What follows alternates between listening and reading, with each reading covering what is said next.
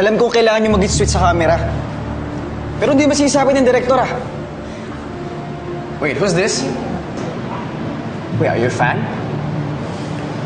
First, nagtatrabaho kami ng idol mo, pero huwag kang mambubulo, ha? Sobra ka na. Gusto mo sapakan? Tama na! Ano ba? Zach, si Kevin to, best friend ko. Best friend? First, sabihin mo sa best friend mo, nakakagulo siya sa trabaho natin. Kakausapin ko siya.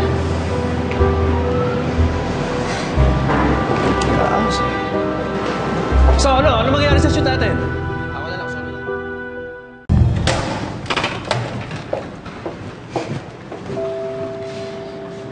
Kevin naman, di ba sinabi ko naman sa'yo na trabaho lang yung ginagawa namin ni Zach, na sweet kami sa harap ng mga tao. Darling, naiintindihan ko naman eh. Siyempre, singer ate ko. Yun lang yung ginagawa ni Zach, hindi naman tama yun eh. Nagkitag advantage sa'yo. O sige na, okay na si Zach. Pero feeling ko harmless naman siya eh. At ako mismo, alam ko sa sarili ko na professional lang turing ko sa kanya.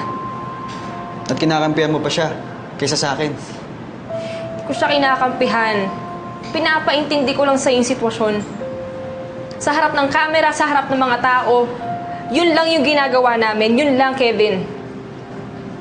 Pero pagkatapos ng trabaho, balik na ako sa pagiging best friend mo.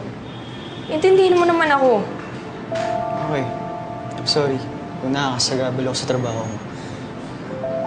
Siguro mas maganda na nga kung hindi mo na ako sasama sa trabaho mo kapag kasama mo si Zach. Para hindi ko rin nakikita yung mga ginagawa niyo. Para hindi rin ako maapektuhan. Ganda lang siguro, darling. I hope you understand, Kevin. Umuwi na tayo. Bis na ako.